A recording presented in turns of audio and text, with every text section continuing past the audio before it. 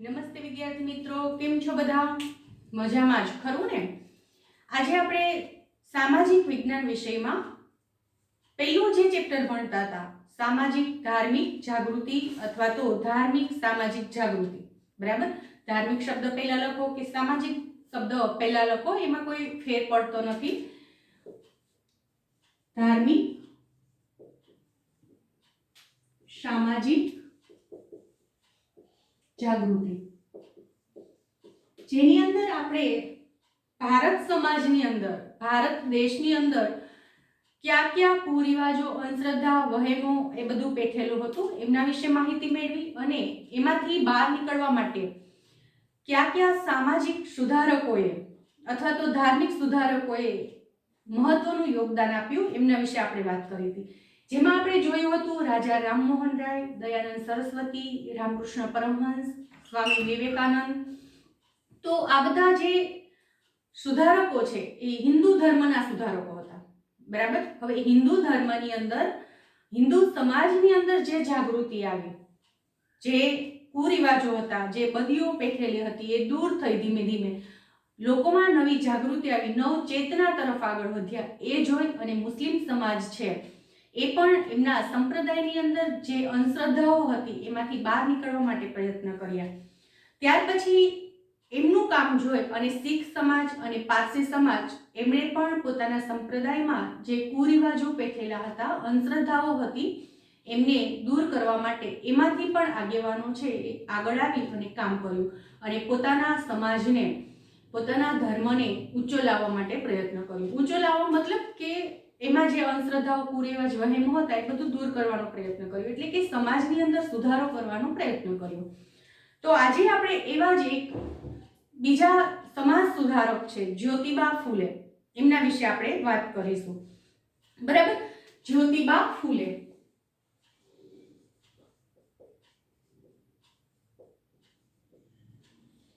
બાળકો, જ્યારે આપણે જ્યોતિબા ફૂલેનું નામ સાંભળીએ તો પહેલા તો મગજમાં આપણને એવું થાય કે આ કોઈ એક સ્ત્રીની વાત છે, કારણ કે જ્યોતિ નામ છે એ સ્ત્રીઓનું નામ હોય છે, છોકરીઓનું નામ હોય છે. એટલે જ્યોતિબા ફૂલે તો આપણને એવું લાગે કે કોઈ એક સ્ત્રી છે, બરાબર, કે જે એક સમાજ સુધારક તરીકેનું કામ કર્યું. પણ હકીકતમાં જ્યોતિબા ફૂલે સ્ત્રી નહીં પરંતુ એક પુરુષ છે. બરાબર? ઘણા બધા નામ એવા હોય છે કે જે છોકરાઓના પણ હોય છે, છોકરીઓમાં પણ હોય છે. જેમ કે મારું જ પોતાનું નામ હેતલ, તો છોકરાનું નામ પણ હેતલ હોય, છોકરીનું નામ પણ હેતલ હોય છે. કૃષ્ણા, છોકરીનું નામ પણ હોય છે, છોકરાનું નામ પણ હોય છે. બરાબર? તો એવા સમાજની અંદર ઘણા બધા નામ છે કે જે છોકરા છોકરીઓ બંનેના નામ હોય છે. બરાબર? તો અહીંયા જ્યોતિબા ફૂલે એક પુરુષ છે અને એક સામાજિક સુધારક છે. બરાબર? શું છે? સામાજિક સુધારક છે.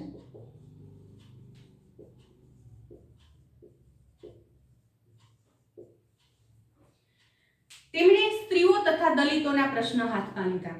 બરાબર? કે જે વર્ગ નબળો છે, પછાત રહી ગયો છે, એવો જે વર્ગ છે, જે દલિત છે, એમના જે પ્રશ્ન છે એ પ્રશ્નનું સમાધાન કરવા માટેનો પ્રયત્ન કર્યો.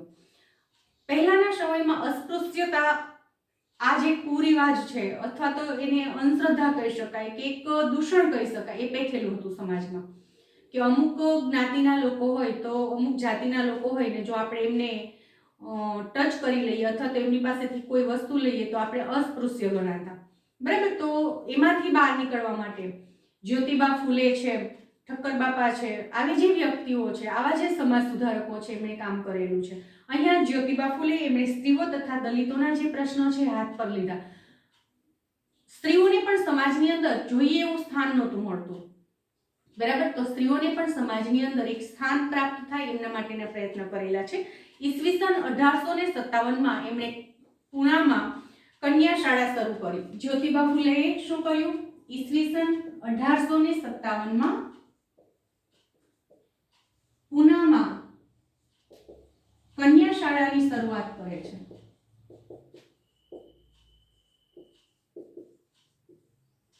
શા માટે કન્યા શાળાની શરૂઆત કરે છે? બરાબર? તો આજનો જે સમાજ છે એ સમાજની અંદર પણ લગભગ 15, 20, 25 વર્ષ પહેલા આજે પણ છોકરા છોકરીઓને સાથે શિક્ષણ આપવામાં નહોતા માનતા. કે છોકરીઓ માટે અલગ શાળા હોવી જોઈએ, છોકરાઓ માટે અલગ શાળા હોવી જોઈએ, એટલે કન્યા શાળા અને કુમાર શાળા એવી રીતે સમાજની અંદર શાળાઓ જોવા મળતી કે કન્યા શાળા છે તો એની અંદર છોકરીઓ જ શિક્ષણ મેળવતી હોય, કુમાર શાળા છે તો એમાં છોકરાઓ શિક્ષણ મેળવતા હોય. એવી જ રીતે કોલેજમાં પણ જોવા મળતું મહિલા કોલેજ અને કો એજ્યુકેશન. એટલે મહિલા કોલેજ હોય તો એની અંદર ફક્ત છોકરીઓ છે એ જ કોલેજની અંદર શિક્ષણ મેળવતી હોય, કો એજ્યુકેશન છોકરા છોકરીઓ સાથે છે એજ્યુકેશન પ્રાપ્ત કરતા હોય. તો આપણે જે વાત કરીએ છીએ એ વાત છે 19મી સદી 1857માં, બરાબર. તો એ સમયે તો સ્ત્રીઓને શિક્ષણ આપવામાં જ ન આવતું એમ કહી શકીએ કે મોટાભાગના લોકો એવું માનતા કે છોકરીઓને શિક્ષણની શી જરૂર છે, એમને તો શું કામ કરવાનું છે, સાસરે છે અને ઘરની સંભાળ રાખવાની છે, ગૃહિણી બનવાનું છે, તો એમને સારી રસોઈ બનાવતા આવડતી હોવી જોઈએ, વડીલોનું માન સન્માન જાળવતા આવડતું હોવું જોઈએ, પછી ઘર વખરીની જે ચીજ વસ્તુઓ છે, જે સામાન છે એ ઘરે બનાવતા એમને આવડતો હોવો જોઈએ. જેમ કે અત્યારે તો આપણે ઓઢવા માટે બ્લેન્કેટ બજારમાં તૈયાર મળે છે, તો પહેલાના સમયમાં આજે પણ ગામડામાં જોવા મળે છે કે ગોદડા છે ઓઢવા માટે આપવામાં આવતા, સફેદ કલરના હોય, કલરફુલ હોય, સરસ મજાનું ભરત ગૂંથણ કરવામાં આવતું.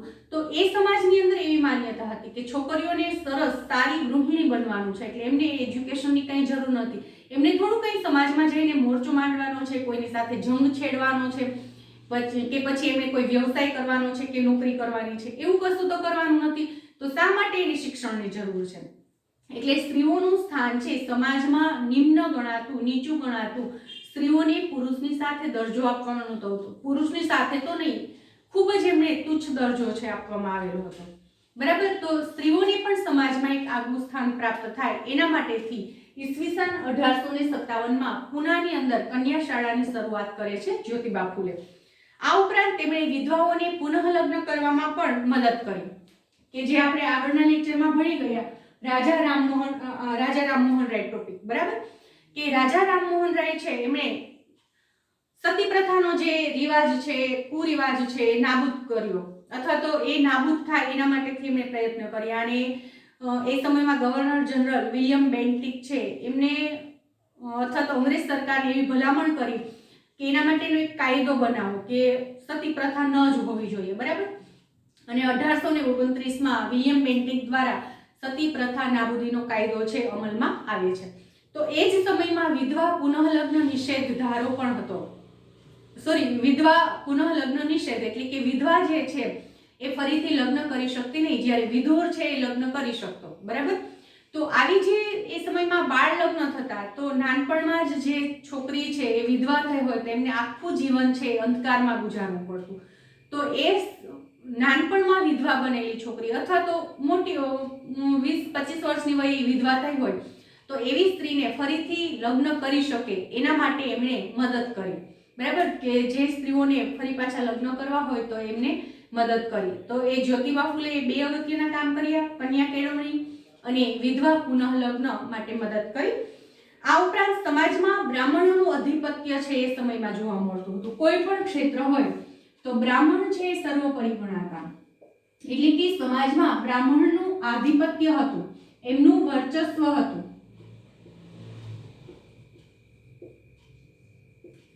તો એમનું જે વર્ચસ્વ છે એની સામે પડકાર છે ફેંકે છે કે ફક્ત સમાજની અંદર બ્રાહ્મણોનું જ આધિપત્ય કે વર્ચસ્વ હોવું જોઈએ નહીં, દરેક વ્યક્તિનું એમાં સ્થાન હોવું જોઈએ સમાજની અંદર. એ વ્યક્તિ જે કર્મ કરે છે, જે કાર્ય કરે છે એના પ્રમાણમાં એમને દરજ્જો છે પ્રાપ્ત થવો જોઈએ.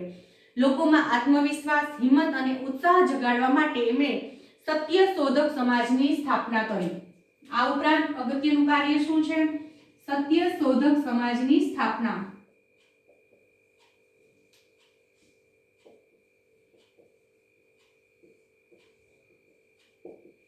શા માટે? કારણ કે એ સમયે લોકોની અંદર આત્મવિશ્વાસનો અભાવ હતો, બરાબર. આત્મવિશ્વાસનો અભાવ હોય એટલે સ્વાભાવિક છે કે એ વ્યક્તિની અંદર હિંમત ના હોય, ઉત્સાહ ના હોય, અથવા તો એની સામે કોઈ પડકાર આવે છે તો એની અંદર એ હિંમત ન હોય, એ વિશ્વાસ ન હોય કે હું આ પડકાર છે ઝીલી શકીશ, એની સામે હું કાર્ય કરી શકીશ. તો લોકોની અંદર આવો આત્મવિશ્વાસ, હિંમત અને ઉત્સાહ જગાડવાનું કાર્ય કરવા માટે જ્યોતિબા ફૂલે છે સત્ય શોધક સમાજની સ્થાપના કરે છે, બરાબર. ત્યાર પછી આપણે જોઈએ ઠક્કર બાપા વિશે.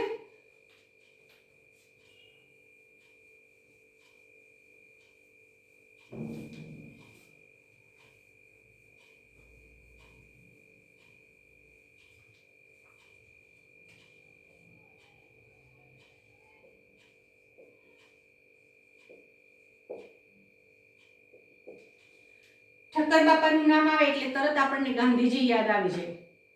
શું કામ? કારણ કે ઠક્કર બાપાએ ગાંધીજીની સાથે રહીને કાર્ય કર્યું છે, અથવા તો ગાંધીજીના ચિંધ્યા માર્ગે એમણે કામ કર્યું છે. ઠક્કર બાપા પર ગાંધીજીના વિચારો જે છે એ વિચારોનો જબરો પ્રભાવ હતો.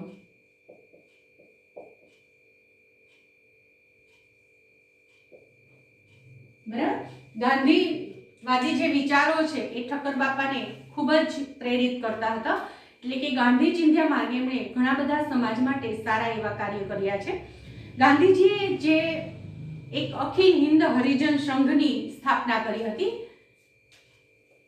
ગાંધીજી દ્વારા એમની સ્થાપના થઈ હતી.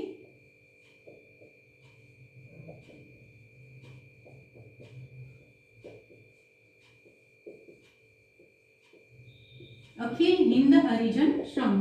તો આ જે સંઘ એટલે કે એક સંસ્થા જ કહી શકાય. બરાબર, તો એ સંસ્થાના મંત્રી તરીકે ઠક્કર બાપાની નિમણૂક થયેલી.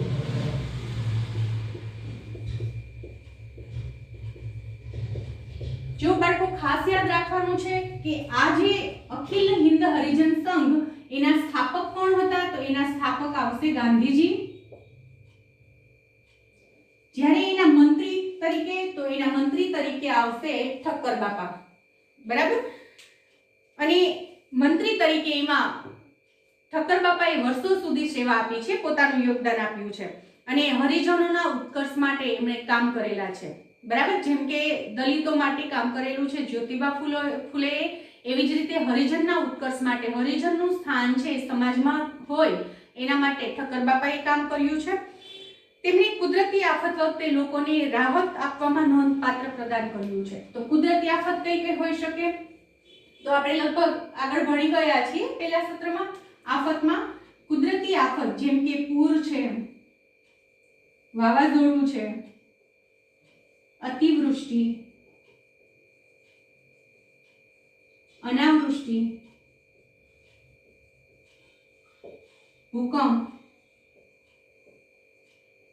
સુનામી. તો આ બધા જે આફતો છે એ કેવી આફતો છે? કુદરતી આફતો છે. કુદરતી આફત એટલે કુદરતી સર્જેલી આફત. બરાબર, તો આપણે લગભગ વાત કરી ગયા છીએ પહેલા સત્રની અંદર. ઇતિહાસ જે આપણો આ જે વિષય આપણે ભણીએ છીએ એમાં અત્યારે જે ચેપ્ટર ભણીએ છીએ ઇતિહાસનું ચેપ્ટર છે. પહેલા સત્રની અંદર મેં તમને વાત કરી હતી કે આપણું જે અત્યારનું આ જે પાઠ્યપુસ્તક છે સામાજિક વિજ્ઞાન. બરાબર, તો સામાજિક વિજ્ઞાન એની જગ્યાએ સમાજ વિદ્યા એવું નામ હતું પાઠ્યપુસ્તકનું જ્યારે અમે ભણતા ત્યારે. બરાબર, એની અંદર 4 વિભાગ હતા: ઇતિહાસ, નાગરિક, અર્થશાસ્ત્ર અને ભૂગોળ.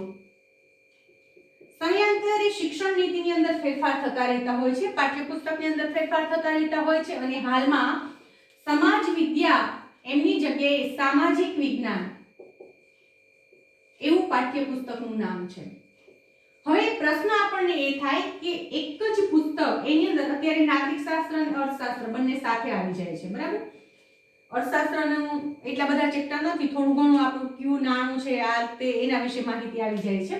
તો 3 વિભાગ છે: ઇતિહાસ, અને નાગરિકની જગ્યાએ શબ્દ આવી જાય છે બંધારણ અને ભૂગોળ.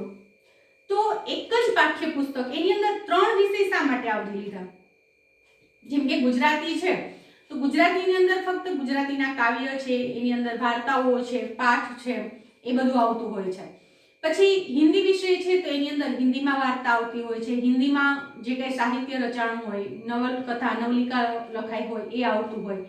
સંસ્કૃત છે તો એની અંદર પણ ચિત્રપદાની છે, સંસ્કૃતના શ્લોક છે, એ બધું આવતું હોય. પરંતુ સમાજ વિદ્યા, સામાજિક વિજ્ઞાન એક એવો વિષય છે જેની અંદર ઇતિહાસ, બંધારણ, ભૂગોળ 3 વિષયને આવરી લીધા છે.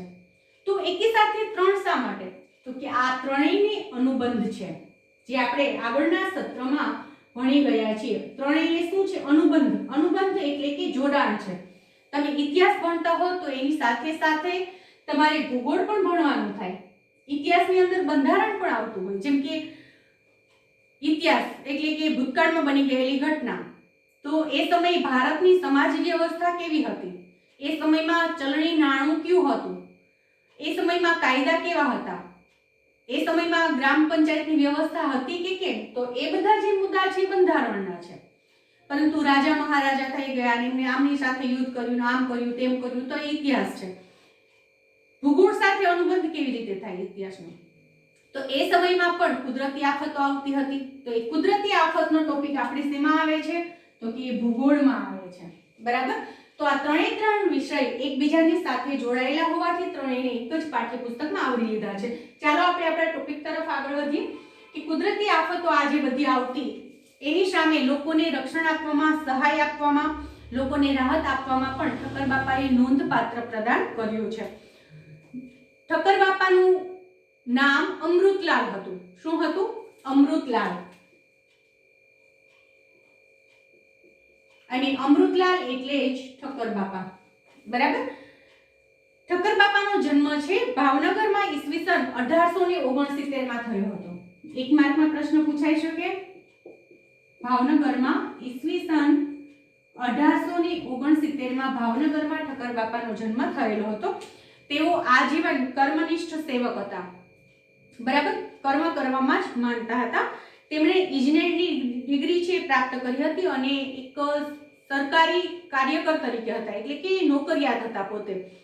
પરંતુ એમણે ગાંધીજીના જે વિચારો છે એ ગાંધીજીના વિચારોથી પ્રેરિત થયા પછી, ગાંધીજીના પ્રભાવ નીચે આવ્યા પછી એમણે પોતાની આ નોકરી છે એ છોડી દે છે. ઇજનેર હોવા છતાં પણ નોકરી છોડી દે છે અને ગાંધી ચિંધ્યા માર્ગે પોતે કાર્ય કરે છે. બરાબર. અને પોતાની નોકરી છોડી અને લોકોની સેવામાં પોતાનું જીવન છે સમર્પિત કરી દે છે. આ ઉપરાંત ઠક્કર બાપાએ પંચમહાલ જિલ્લાની અંદર પંચમહાલ ભીલ સેવા મંડળની પણ સ્થાપના કરી. જો હવે અખિલ હિન્દ હરિજન સંઘના મંત્રી તરીકે કામ કર્યું, જેમની સ્થાપના કરી હતી ગાંધીજીએ. હવે ઠક્કર બાપા જે સ્થાપના કરે છે એ છે પંચમહાલ ભીલ સેવા મંડળ.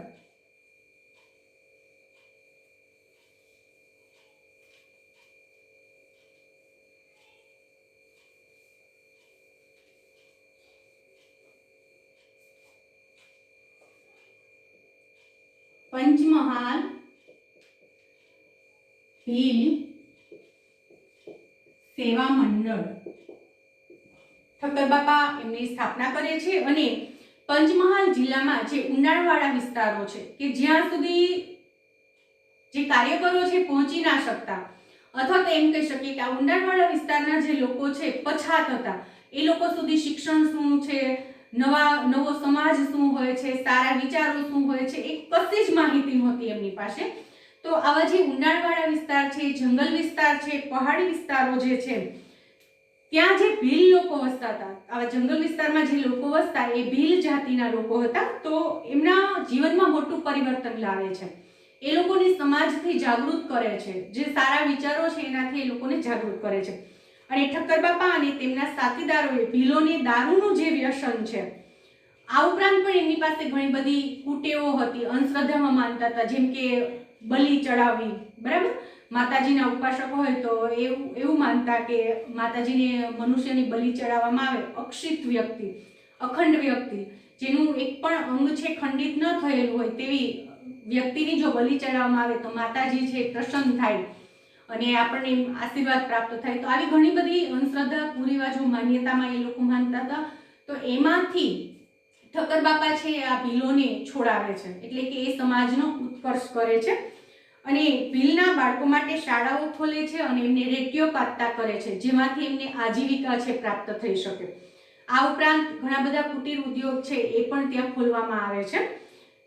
સમય જતા લોકોમાં રાષ્ટ્રીય ચેતના છે વિકસિત બને છે અને તેઓ સ્વાતંત્ર્ય ચળવળ તરફ વળે છે. ગાંધીજી અસ્પૃશ્યતા નિવારણને મહત્વ આપતા પછાત વર્ગની સ્થિતિ સુધારવામાં જે પ્રયત્ન છે એની અંદર નોંધપાત્ર પ્રગતિ થયેલી જોવા મળે છે.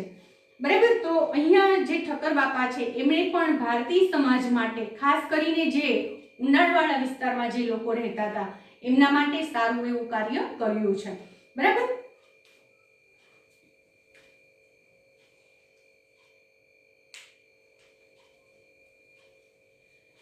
તો વિદ્યાર્થી મિત્રો, હવે આપણે એ જોઈએ કે આની અંદરથી ચેપ્ટરમાંથી કેવા પ્રશ્ન પૂછાઈ શકે.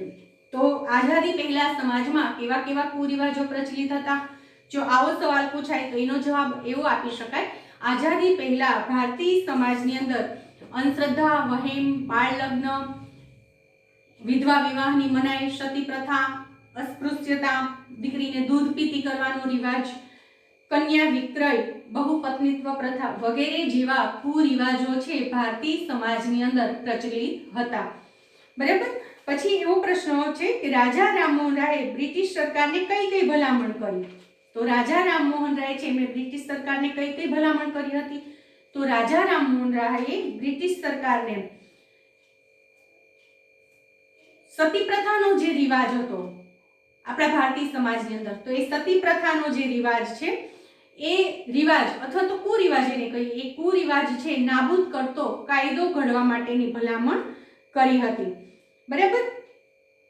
આ ઉપરાંત જ્યારે જ્યારે કઈ સમાજની અંદર સુધારા વધારા કરવાની જરૂરિયાત થઈ, વાણી સ્વાતંત્ર્યની જરૂરિયાત ઊભી થઈ, સ્ત્રીઓને કંઈક સમાજની અંદર સ્થાન પ્રાપ્ત થાય એવું કંઈ કરવાની જરૂરિયાત ઊભી થઈ, ત્યારે અથવા તો એવું પણ કહી શકીએ કે ન્યાયતંત્રની લગતી કોઈ બાબતો હોય, તો આવી બધી જે ઘટનાઓ હતી, આવી બધી જે બાબતો હતી, એ બાબતો માટે રાજા રામમોહન રાયે અંગ્રેજ સરકારને ભલામણ કરી. બરાબર. જો શોર્ટમાં એનો જવાબ આપવો હોય તો એ રીતે આપી શકાય: અખબારી સ્વાતંત્ર્ય, વાણી સ્વાતંત્ર્ય, વ્યક્તિ સ્વાતંત્ર્ય, સ્ત્રી અધિકારો અને ન્યાયતંત્રને લગતી જે કઈ બાબતો હતી એના માટે રાજા રામમોહન રાયે અંગ્રેજ સરકારને ભલામણ કરી. પછી આર્ય સમાજ માટે, આર્ય સમાજ છે સમાજ માટે કઈ કઈ પ્રવૃત્તિ કરતા હતા? બરાબર. તો આર્ય સમાજ છે સમાજ માટે ખાસ એક પ્રવૃત્તિ કરી હતી કે જે હિન્દુ લોકો છે ધર્મ પરિવર્તન કરી અને અન્ય ધર્મ છે એમણે અપનાવ્યો છે, તો એવા લોકો છે ફરી પાછા છે હિન્દુ ધર્મ છે અપનાવી શકે એના માટેથી શુદ્ધિ ચળવળ છે ચલાવે છે. બરાબર. અને આર્ય સમાજ છે આવા ધર્માંતર પામેલા હિન્દુઓને હિન્દુ ધર્મમાં પુનઃ પ્રવેશ માટેનો રસ્તો છે ખોલી આપે છે.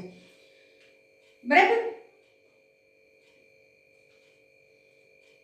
આ ઉપરાંત બીજો પ્રશ્ન છે, રામકૃષ્ણ મિશન દ્વારા સમાજમાં કયા કયા કામ કરવામાં આવતા હતા? તો રામકૃષ્ણ મિશન છે એમણે કયા કયા કામ કરેલા હતા? તો રામકૃષ્ણ મિશન છે એમણે પણ સમાજની જાગૃતિ માટે કાર્ય છે કરેલા હતા કે સમાજના જે દિન દુખી લોકો છે એમની સેવા કરવી, સમાજની અંદર લોકોને આગવું સ્થાન પ્રાપ્ત થાય. બરાબર.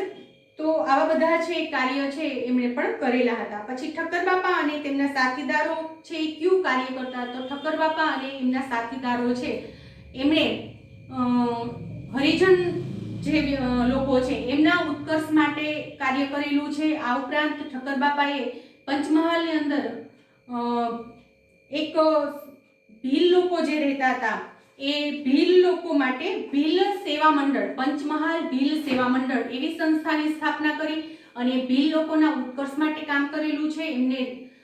એમની અંદર જે એ સમયમાં અંધશ્રદ્ધા જોવા મળતી હતી, અંધશ્રદ્ધાને દૂર કરી અને એમના જે બાળકો છે એ રેડિયો કાઢતા થયા. આ ઉપરાંત ત્યાં ઘણા બધા કુટીર ઉદ્યોગ છે એમની પણ સ્થાપના કરી. તો આવી રીતે આપણે એના પ્રશ્નના જવાબ છે લખી શકીએ છીએ. બરાબર. તો અહીંયા આપણે આપણું જે પહેલું પ્રકરણ છે ધાર્મિક સામાજિક જાગૃતિ એ પ્રકરણ છે પૂરું કરીએ છીએ અને નેક્સ્ટ લેક્ચરની અંદર આપણે નવા પ્રકરણ સાથે ફરી મળીશું. Thank you.